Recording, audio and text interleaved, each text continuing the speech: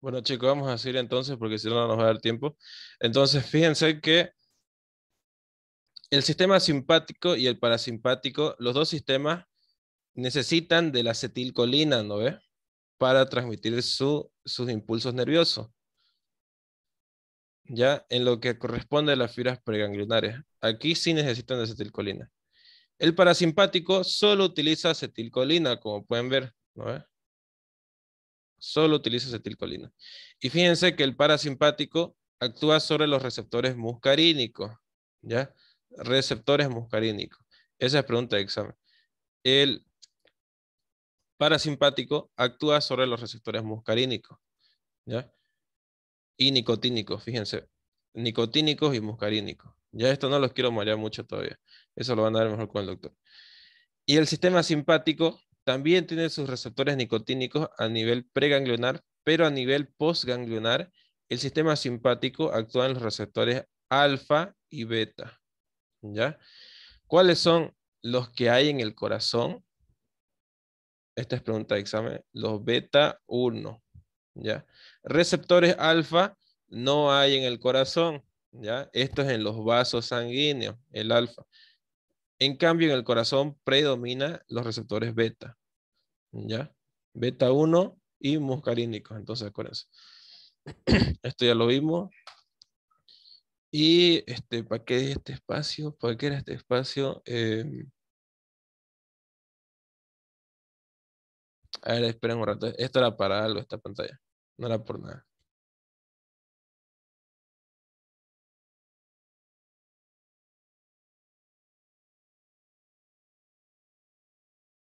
Creo que era para explicar lo de diferencia de fibras de Purkinje y miocardio, pero ya lo vimos.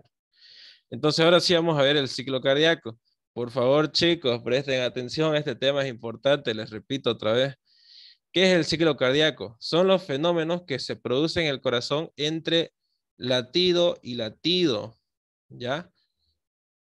Entre latido y latido. El ciclo cardíaco tiene dos fases, diástole y sístole. Sístole, que es la fase activa en la cual se bombea sangre del ventrículo izquierdo a través de la arteria aorta hacia lo largo de toda la circulación sistémica, ¿no ve? Y diástole cuando el corazón se relaja y se llena de sangre. Es un periodo pasivo, ¿ya? Entonces, vamos a empezar primero con la diástole, cómo el corazón se va a llenar para poder después eyectar su sangre, ¿ya? La diástole ventricular se divide en 3 tercios.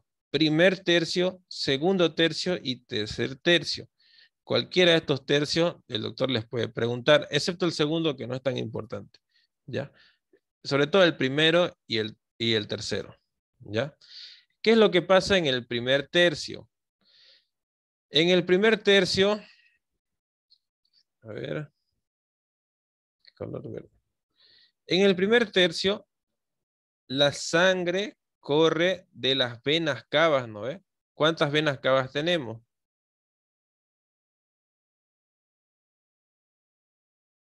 Superior y Inferior. inferior, que no se ve, que está a este nivel, ¿ya? Las dos venas cavas, inferior y superior, desembocan en la aurícula derecha, ¿no ve? Eso ya lo saben. Entonces, la sangre entra y esta aurícula se llena de sangre, ¿ya? De sangre venosa, sangre desoxigenada. Lo mismo pasa en la aurícula izquierda. Las venas pulmonares, que son 4, ¿no ve? Llenan de sangre la aurícula izquierda. Entonces, fíjense que aquí las aurículas están llenitas de sangre, ¿no ve? Entonces, la presión en las dos aurículas empieza a aumentar, ¿ya? Si no me equivoco, a ver, en la aurícula, en la aurícula izquierda, la presión de, de 4 sube a 7 milímetros de mercurio, ¿ya? Ya sé para qué era el cuadro blanco. Ahorita vamos a ver eso. Y en la aurícula derecha es mucha más baja la presión.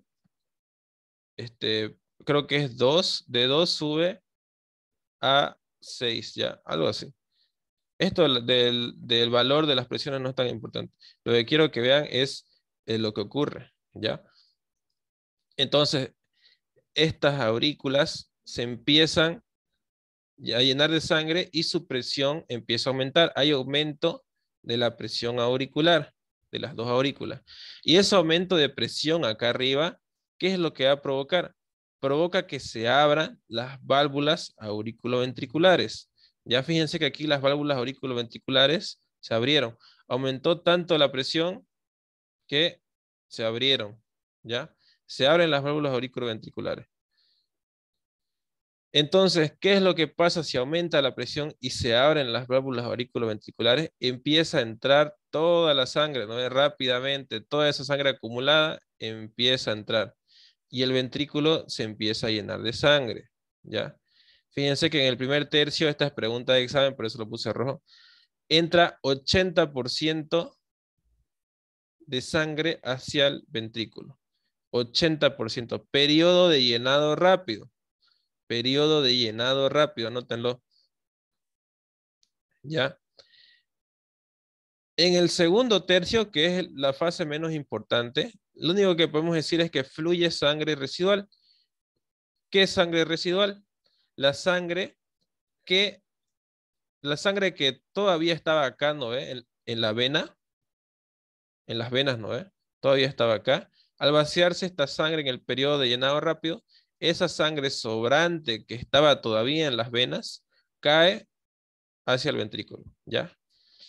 Y el tercer tercio o sístole, fíjense esto, sístole auricular, sístole de las aurículas se contraen en el tercer tercio, ¿ya? Aumentan mucho más su presión. La presión en las aurículas llega hasta 10 milímetros de mercurio. Fíjense, aumentó mucho más la presión, ¿no ve? Entonces, voy a poner otro color. Entonces, el resto de sangre que faltaba por llegar al ventrículo, por la contracción, imagínense que acá las aurículas se contraen, ¿ya? Se contraen, cae el resto de sangre, el 20% restante, ¿ya? 20% restante de la sangre. Entonces, fíjense, del primer tercio, periodo de llenado rápido, se drena hacia los ventrículos 80% de la sangre, ¿no ve? Rápidamente. Y en el tercer tercio, el 20% que faltaba mediante la contracción auricular, ¿ya? ¿Tienen alguna duda hasta aquí?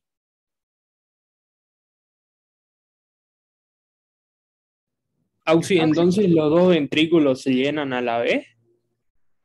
Sí. O... Obviamente el izquierdo se llena mucho más rápido que el derecho, pero las diferencias son mínimas, digamos.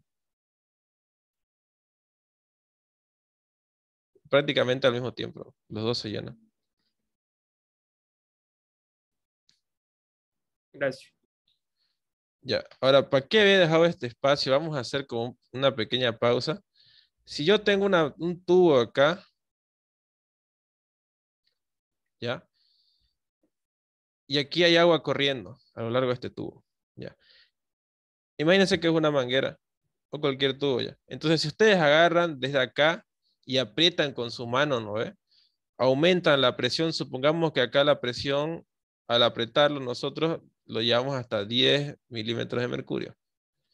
Y en el otro extremo del tubo hay solamente una presión de 3 milímetros de mercurio. ¿En qué sentido se desplaza el agua? ¿Así o así? ¿De mayor presión a menor presión o de menor presión a mayor presión? ¿Qué creen ustedes? Esto es clave para entender todo lo del corazón. De mayor presión a menor presión, ¿no ve? Así es como va a correr la sangre a lo largo del corazón y de los vasos sanguíneos. Ustedes tienen que entender que todos estos fenómenos en el corazón, que vamos a verlo hoy día, y cuando ustedes lean su libro en lo que es el sistema circulatorio, todo es un juego de presiones. Si ustedes entienden esto, se les va a hacer muy fácil a la hora de que ustedes lo estudien, incluso de que ustedes practiquen sin ver, digamos. Practiquen en su pizarra o en su cuaderno sin ver, digamos. Les va a servir para su razonamiento, ¿ya?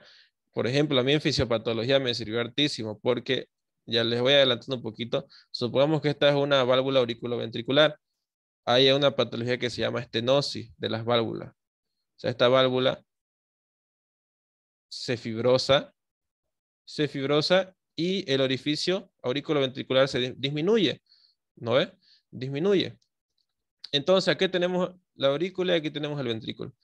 ¿Qué es lo que pasa? La aurícula tiene que contraerse con mucha más fuerza, aumentar su presión mayor a 10 milímetros de mercurio para poder hacer que la sangre fluya hacia el ventrículo, ¿ya? Entonces aquí uno piensa, ya entonces, por ejemplo, ¿qué pasa si la válvula auriculoventricular está fibrosada? Por lo tanto, la aurícula tiene que aumentar más su presión para poder bombear la sangre hacia el ventrículo. Listo, ese razonamiento ustedes pueden sacar cosas así, digamos, que le pueden facilitar mucho de aquí para adelante. Este juego de presiones, donde hay mayor presión, va a correr la sangre en ese sentido hacia el de menor presión. ¿Ya? ¿Se entendió? ¿No veo tener alguna duda?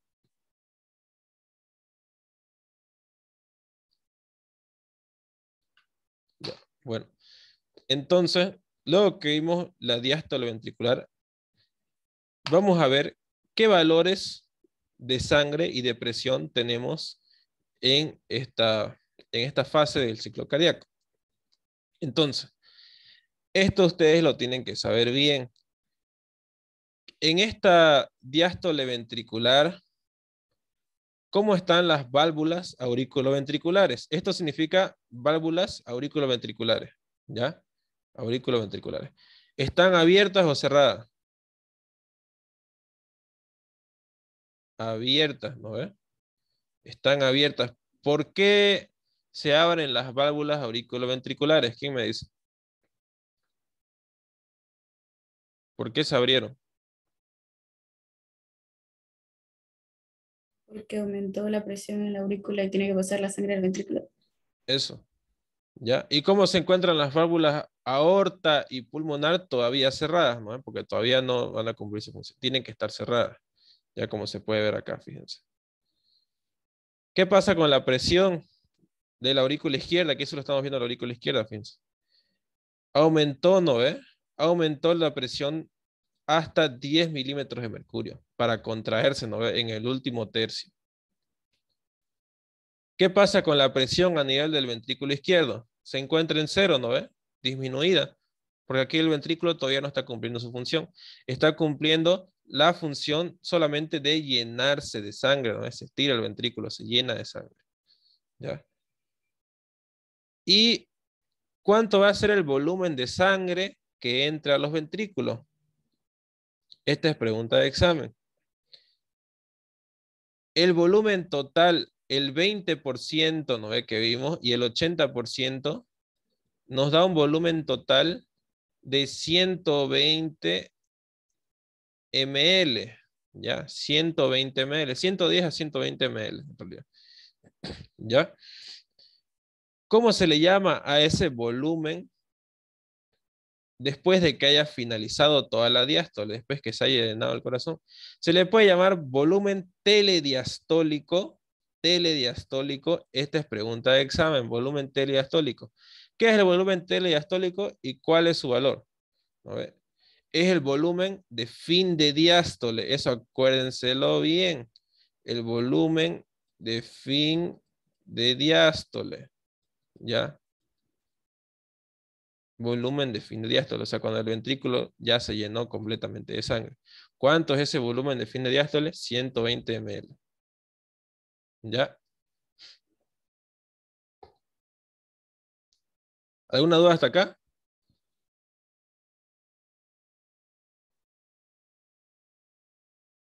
Estos valores y las válvulas auriculoventriculares, el estado de las válvulas, tienen que sabérselos bien, ¿ya? Si hay tiempo, la siguiente clase que nos toque práctica, vamos a empezar el electrocardiograma, obviamente, pero yo voy a nombrar 4 alumnos y los 4 van a pasar a la pizarra a graficarme una parte del ciclo cardíaco, ¿ya? ¿Y qué es lo que pasa en cada etapa del ciclo cardíaco? Y les voy a preguntar sobre el estado de las válvulas, la cantidad de presión, volumen, ¿ya? Al azar va a ser. Entonces, ya vamos a entrar a la sístole ventricular. Aquí ya tiene que inyectar la sangre del ventrículo hacia la arteria aorta, ¿no? Entonces, la sístole ventricular tiene 3 fases. Periodo de contracción isovolumétrica, periodo de eyección y periodo de relajación isovolumétrica. Entonces, contracción isovolumétrica, eyección, relajación isovolumétrica. Esta palabrita ya nos dice todo. Fíjense, isovolumétrica. ¿Qué significa isovolumétrica? El volumen no va a cambiar, ¿ya? En este caso, el periodo de la contracción isovolumétrica va a ser un aumento de presión. Esto es lo más importante. Aumenta la presión en el ventrículo izquierdo de 0 a 80, ¿ya? Fíjense, de 0 a 80 milímetros de mercurio. Aquí ya está empezando a contraerse el corazón. Pero este aumento de 80 todavía no es suficiente para bombear la sangre, ¿ya? Pero ayuda y predispone a que luego se bombee la sangre. El aumento de la presión en el ventrículo derecho es de 0 a 8. Fíjense que el ventrículo derecho no necesita mucha presión, ¿ya? De 0 a 8. Entonces aquí, imagínense este corazón que está contrayéndose, no está como arrugado, está listo para contraerse. Bueno, ya se está contrayendo, ¿no? Pero no es suficiente todavía la presión. Está contrayendo y está aumentando la presión en el ventrículo, ¿ya? ¿Y qué va a hacer qué va a provocar este aumento de presión? Va a cerrar estas válvulas auriculoventriculares, ¿ya? Estas válvulas auriculoventriculares que estaban abiertas, como aumenta la presión en el ventrículo, se van a cerrar. Se cierran las válvulas auriculoventriculares, ¿ya? El cierre de estas válvulas auriculoventriculares provoca el primer ruido cardíaco. ¿Cuáles son esos ruidos cardíacos? ¿No ve? Tuntan, ¿no ve? Tuntan, tuntan, tuntan. Así se contrae el corazón. Esa es ¿cómo es la onomatopeya, creo? O el lap dap, ¿no ve? Lap dap. Tuntan, tuntan, lap dap, ¿no ve? Estos sonidos cardíacos, que luego lo vamos a ver en un tema aparte, o ruidos cardíacos, se provocan por el cierre de las válvulas auriculoventriculares y cierre de las válvulas aorta y pulmonar. Eso que se les quede claro. Los ruidos no se producen porque el corazón se contraiga, ¿ya? Sino que se producen por el cierre de estas válvulas. Eso es lo que provoca el sonido, ¿ya? Entonces, ¿cuándo observamos el primer ruido cardíaco? Cuando se cierran estas válvulas auriculoventriculares por aumento de la presión interventricular, ¿ya? Entonces se cierran para que no haya reflujo, para que la sangre, al haber aumento de presión aquí, para que la sangre no vaya de vuelta hacia las aurículas, ¿ya? ¿Alguna duda hasta acá?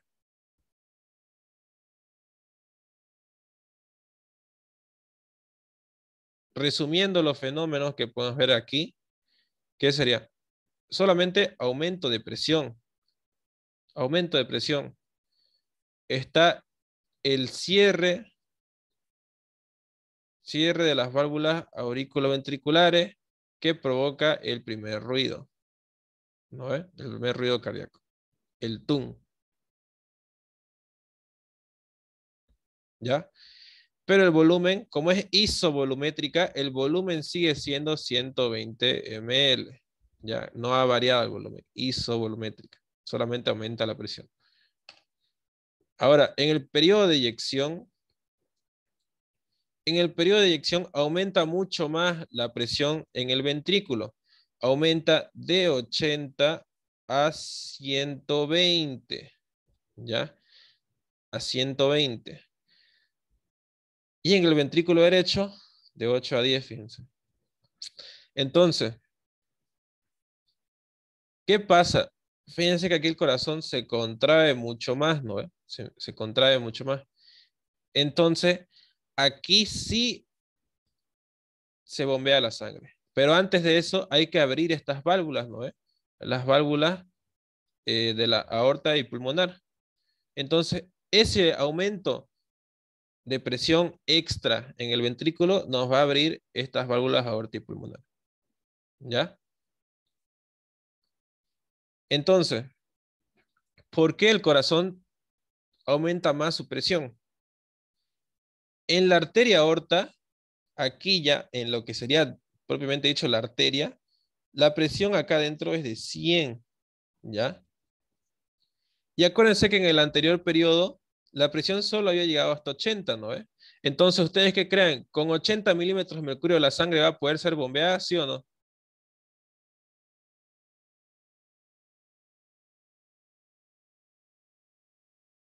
Les pregunto, ¿qué creen ustedes?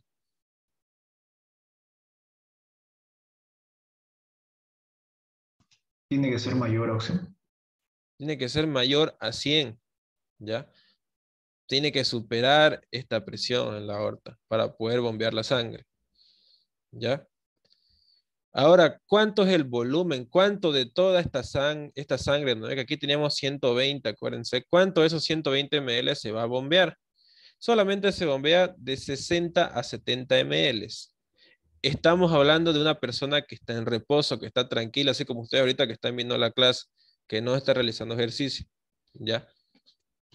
El volumen sistólico va a ser de 60 a 70 ml, ¿ya? O sea, se van a bombear 60 a 70 ml. A ese volumen eyectado se le llama volumen sistólico. Pregunta de examen, volumen sistólico.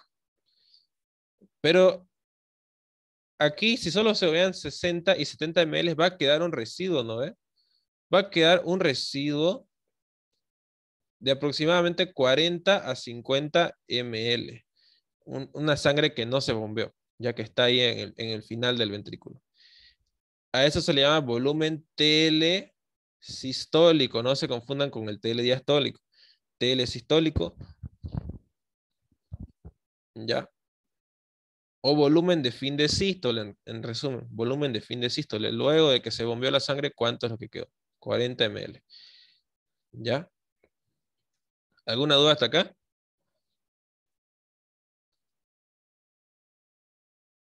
¿Qué es lo que podemos ver acá en resumen? Aumento mucho más de la presión y eyección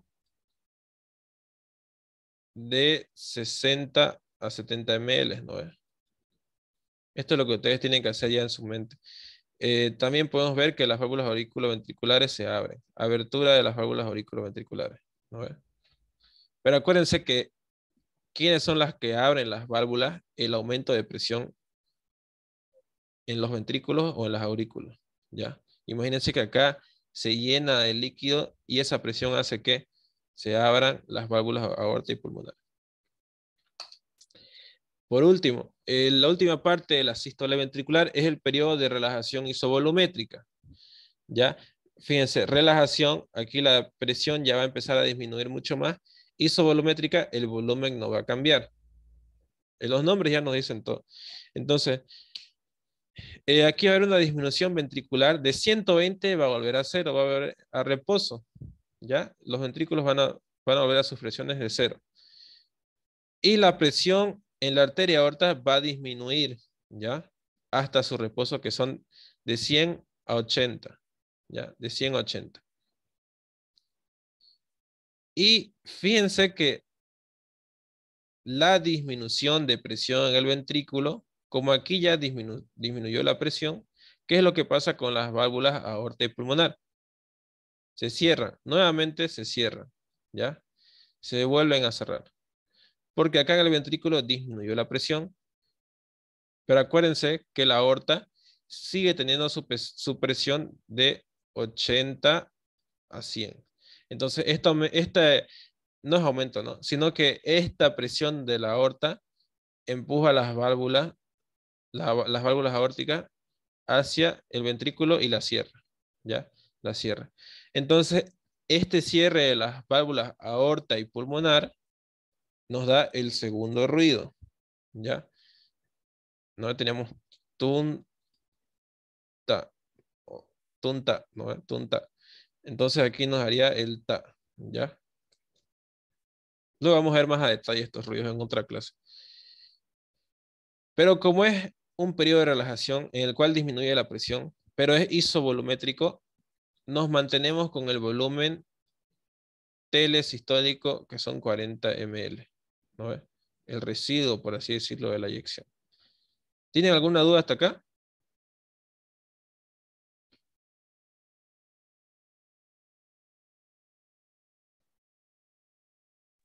Sí, disculpe, entonces, ¿este ciclo cardíaco tiene, digamos, un tiempo establecido de cuánto dura de un latido hasta el próximo latido? El ciclo cardíaco dura aproximadamente 0,83 segundos.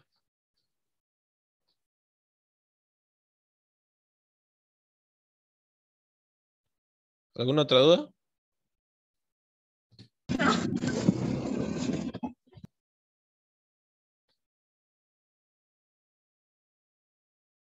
Bueno, entonces, aquí vamos a ver estos volúmenes otra vez. Volumen telediastólico. Estas son preguntas de exámenes. ¿Ya? ¿Cuánto era el volumen telediastólico? 120, ¿no? El volumen sistólico, 60 a 70 ml, ¿no? El volumen telesistólico, el residuo, ¿no? De 40 a 50 ml. Ya esto de acá se los pongo aparte porque son preguntas de exámenes y ustedes tienen que dominar estos volúmenes. ¿Ya? También el por qué se produce el primer ruido, el segundo ruido, igual. Chicos, de verdad este tema es demasiado importante. Se lo tienen que saber bien todo. ¿Ya? Ahora vamos a interpretar este diagrama. ¿Ya? Lo último que vamos a hacer es el diagrama de Wiggers. Yo he visto un modelo de examen donde pedía, y me han dicho igual que a veces en prácticas el doctor pide que le expliquen todo el ciclo cardíaco con este diagrama, el diagrama de Wiggers. ¿Ya? No me acuerdo si era pregunta práctica o teórica, pero lo vi en una hoja. ¿Ya? Entonces, para entender este diagrama, es lo mismo que el ciclo cardíaco que acabamos de hablar, solamente que representado con líneas y en una gráfica. Ya es lo mismo. Lo único que nos faltaría acá es la parte de electrocardiograma. El electrocardiograma va a tener su propia clase, ¿ya? La siguiente clase va a ser de electrocardiograma. Pero por ahora, a grosso modo, para que entiendan el diagrama de Wiggers, es necesario explicar un poco de electrocardiograma. Entonces, electrocardiograma es la representación de la actividad eléctrica sobre el miocardio. O sea, es la contracción y relajación del miocardio. Estamos viendo el miocardio, no las fibras de Purkinje, el miocardio. ¿Ya? Entonces, tenemos estas ondas, fíjense, segmentos e intervalos. Vamos a hablar solamente de las ondas por ahora. ¿Ya? Tenemos la onda P que nos indica la despolarización auricular. O sea, cuando las aurículas empiezan a contraerse. ¿Ya? Tenemos la onda R, perdón, la onda Q es una onda negativa, fíjense hacia abajo. Esta onda Q, la onda R y la onda S nos forma el complejo QRS. Este complejo QRS abarca todo lo que sería la contracción del ventrículo, empieza a contraerse el ventrículo. Y la onda T es la repolarización del ventrículo, cuando ya vuelve a su reposo. ¿Ya? Entonces, fíjense que el periodo auricular solamente es esta partecita. Y el periodo ventricular es hasta acá, hasta el final de la onda T. ¿Ya? Eso a grosso modo. ¿Tienen alguna duda?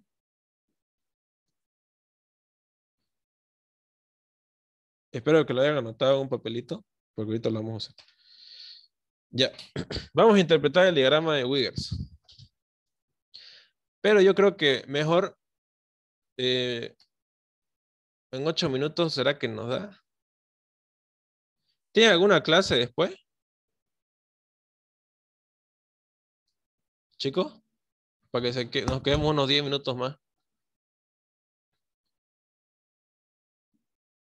No, Ausi. Quedémonos, Ausi, no hay nada. No hay Ya, nada. ya Ausi. entonces yo voy a mandar otro link. Entra al mismo link ya. Porque no quiero que se corte a mitad de la explicación. Porque eso tienen que saberlo de una porque es todo un proceso. ¿Ya? Entonces rápidamente entren al mismo link.